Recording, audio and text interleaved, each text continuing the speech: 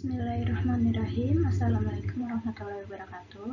Nama saya Wilda Elvira Zahra dari Prodi Ilmu Pendidikan Bahasa Inggris semester 1 Reguler Plus Universitas Pancasila Indonesia. Dan saya di sini akan menjelaskan tentang pendidikan Pancasila dan kewarganegaraan HAM dan Rule of Law.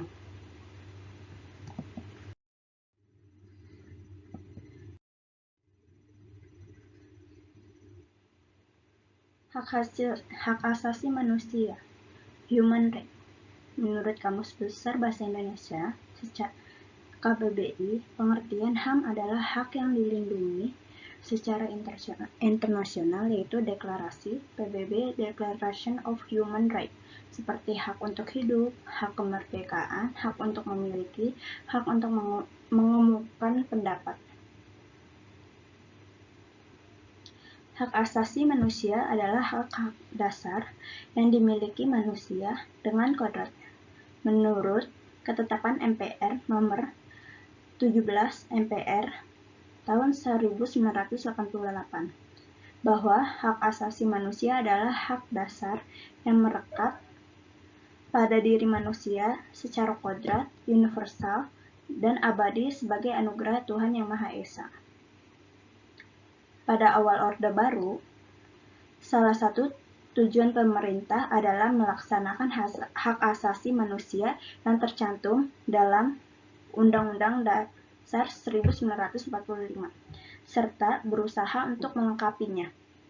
Tugas untuk melengkapi HAM ini ditangani oleh panitia MPRS yang kemudian menyusun rencana Piagam Hak Asasi Manusia serta hak dan kewajiban warga negara yang dibahas dalam sidang MPRS tahun 1968.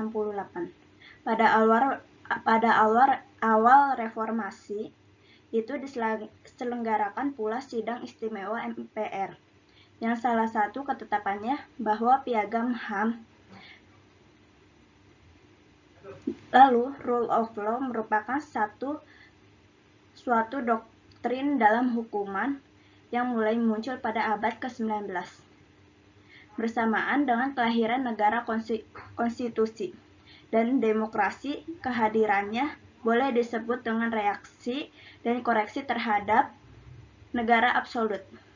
Hak asasi manusia di Indonesia tertulis dalam Undang-Undang Nomor 39 Tahun 1999 yang berbunyi, hak asasi manusia adalah seperangkat hak yang melekat pada hakikatnya dan keberadaan manusia sebagai makhluk Tuhan Yang Maha Esa, dan merupakan anugerah yang wajib dihormati, dijunjung tinggi, dan dilindungi oleh negara hukum,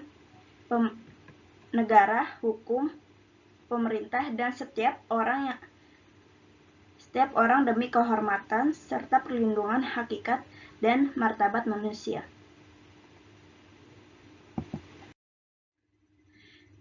Nilai-nilai dan karakteristik HAM. Nilai dasar hak asasi manusia dibagi 3. Ada kebebasan atau kemerdekaan, kemanusiaan atau perdamaian, keadilan, kesederajatan atau persamaan.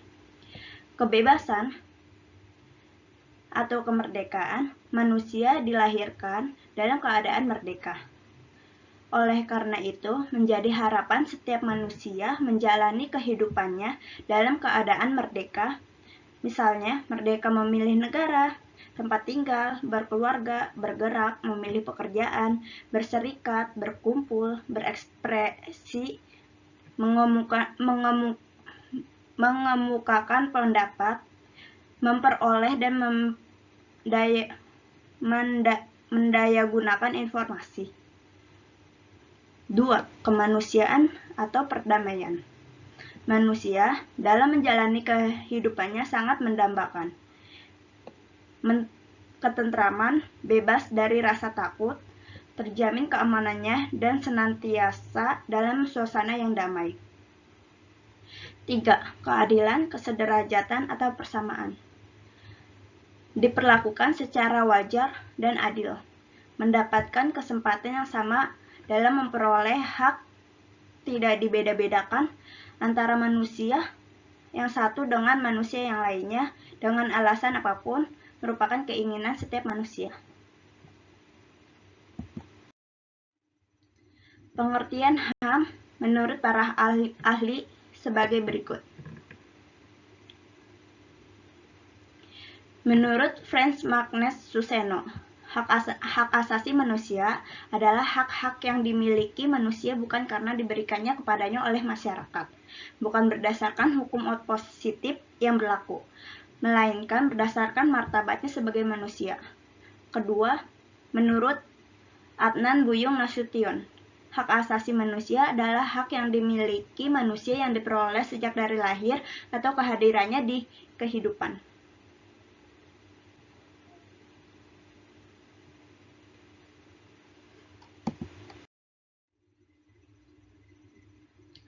Macam-macam hak asasi manusia menurut PNH Simanjuntak.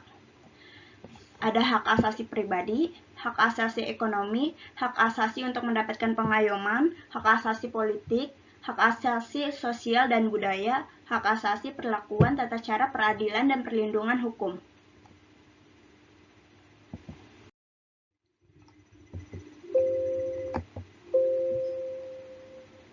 Kalau menurut Franz Magnus Suseno, hak asasi dibagi menjadi 4. Macam-macam hak asasi manusia dibagi menjadi 4. Hak asasi negatif, hak asasi aktif, hak asasi positif, dan hak asasi sosial. Lalu di sini ada contoh-contoh pelanggaran hak asasi yang terjadi di Indonesia. 1. Pembersihan PKI. G30S PKI 1965 sampai 1966. Penembakan misterius 1982 sampai dengan 1986. Tragedi di Talangsari 1989. Tragedi Rumah Godang Aceh 1989 sampai dengan 1998. Pembunuhan Marsinah di tahun 1993. Tragedi di Trisakti di tahun 1998.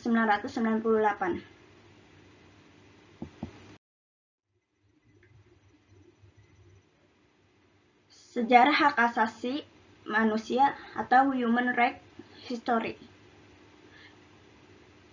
Hak asasi manusia berawal dari Eropa, dari Barat atau Eropa.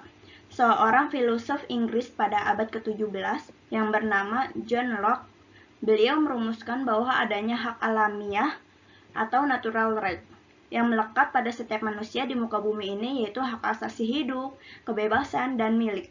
Menurut ketetapan MPR RI nomor 17/1998, hak asasi manusia HAM adalah hak dasar pada diri manusia yang bersifat kodrati, universal, dan abadi sebagai karunia Tuhan Yang Maha Esa. Puncak upaya penegakan HAM di dunia terjadi ketika Deklarasi Universal HAM lahir pada 10 Desember 1948.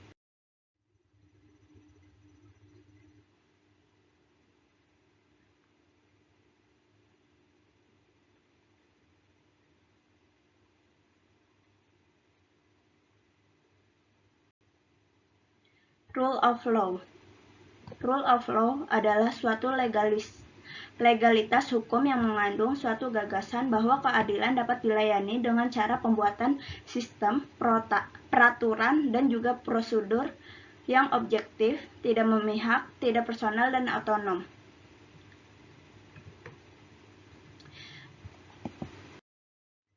Rule of law adalah suatu doktrin hukum yang mulai muncul pada abad ke-19 bersamaan dengan kelahiran negara konstitusi dan demokrasi. Ia lahir sejalan dengan tumbuhnya suburnya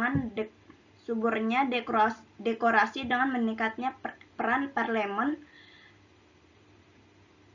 dan dalam menyelenggarakan negara dan sebagai reaksi terhadap negara absolut yang berkembang sebelumnya.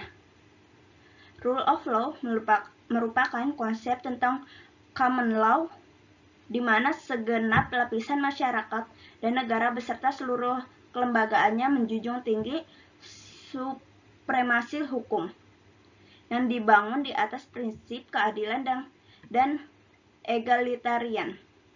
Rule of law adalah rule by the law dan bukan rule by the man. Ia lahir mengambil ahli dominasi yang dimiliki kaum gereja, ningrat, dan kerajaan, menggeser negara kerajaan, dan memunculkan negara konstitusi dari mana doktrin rule of law ini lahir. Ada tidaknya rule of law dalam suatu negara ditentukan oleh kenyataan. Apakah rakyatnya benar-benar menikmati keadilan dalam arti perlakuan yang adil, baik sesama warga negaranya maupun dengan pemerintahnya. Rule of law menurut para ahli. Menurut Friedman 1959, Friedman membedakan rule of law menjadi dua, yaitu pengertian secara formal in the formal sense dan pengertian secara hakiki atau materi ideological sense. Secara formal, rule of law diartikan sebagai kekuasaan umum yang terorganisasi atau organized public power, misalnya negara. Sementara itu, secara hakiki, rule of law terkait dengan penegakan rule of law karena menyangkut ukuran hukum yang baik dan buruk, just and unjust law.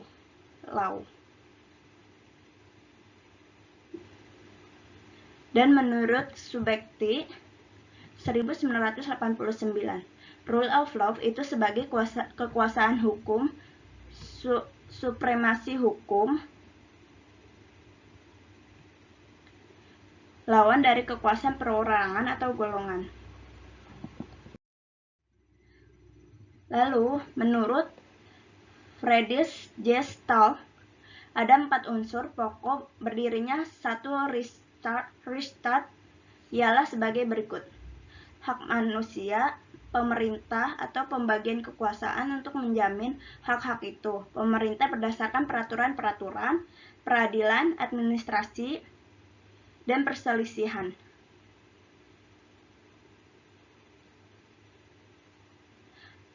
Kalau menurut Philippus M.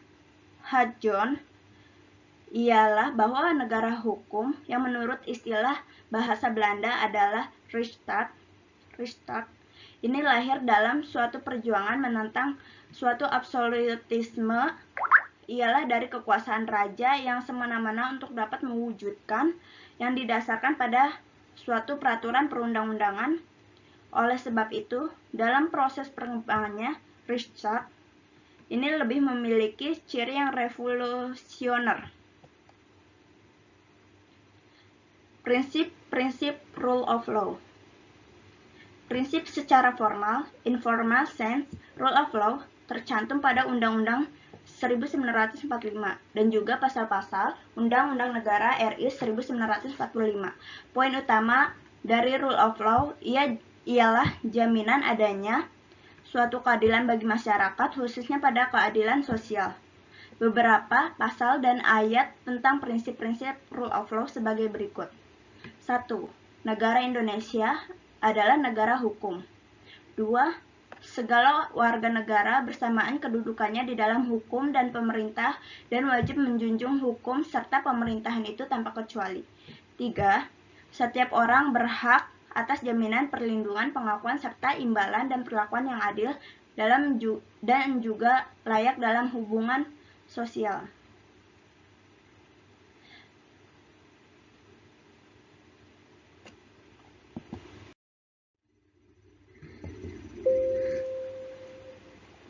Konsep rule of law.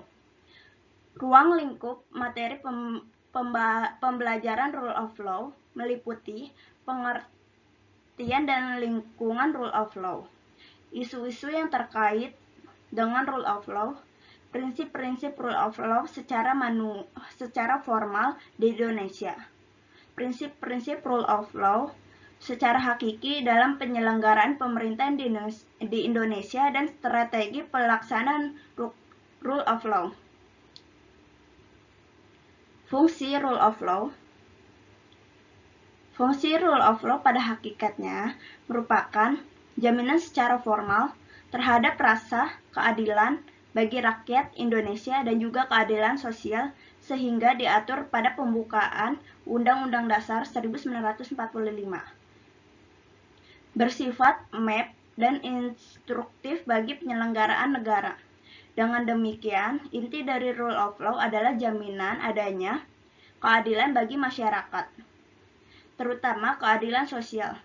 Prinsip-prinsip di atas merupakan dasar-dasar hukum pengambilan kebijakan bagi penyelenggaraan negara, pemerintah baik di tingkat daerah yang berkaitan dengan jaminan atas rasa keadilan, terutama keadilan sosial.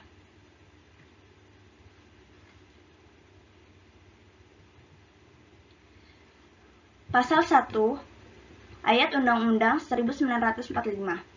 Negara Indonesia adalah negara hukum.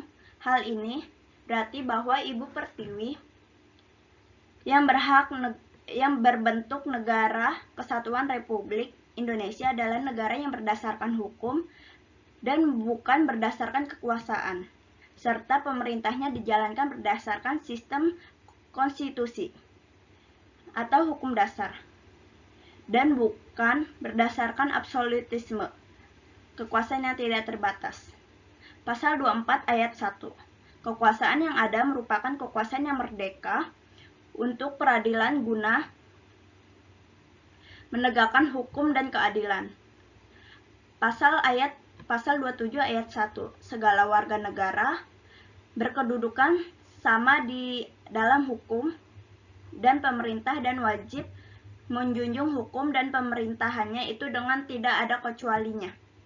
Pasal 28 ayat 1 tentang hak asasi manusia memuat 10 pasal, antara lain bahwa setiap orang berhak atas pengakuan, jaminan, perlindungan, dan kepastian hukum yang adil serta perlakuan yang sama di hadapan hukum. Pasal 28D ayat 2. Setiap orang berhak untuk bekerja sama, mendapat imbalan dan perlakuan adil yang layak dalam hubungan kerja.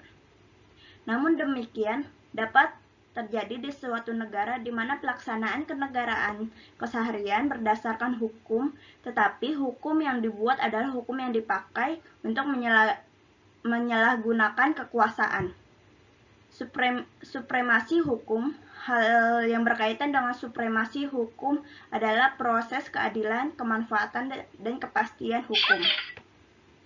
Kesimpulan, penegak rule of law dan HAM di Indonesia mencakup bidang yang luas, yaitu mencakup bidang hukum politik, ekonomi, sosial, kebudayaan, pers, dan lain-lain. Berdasarkan kenyataan ini, maka pantaslah kita bangsa Indonesia merenungkan kembali hakikat dari tujuan pembentukan negara republik yang terkandung di pembukaan Undang-Undang Dasar 1945, yang tidak lain daripada mencapai keadilan sosial bagi seluruh rakyat Indonesia. Dalam proses pencapaian keadilan sosial ini, peranan hukum atau rule of law dan HAM dan seluruh perangkatnya adalah mutlak. Terima kasih atas perhatiannya. Sebelumnya saya minta maaf kalau banyak kekurangan dan salah-salah kata. Terima kasih. Assalamualaikum warahmatullahi wabarakatuh.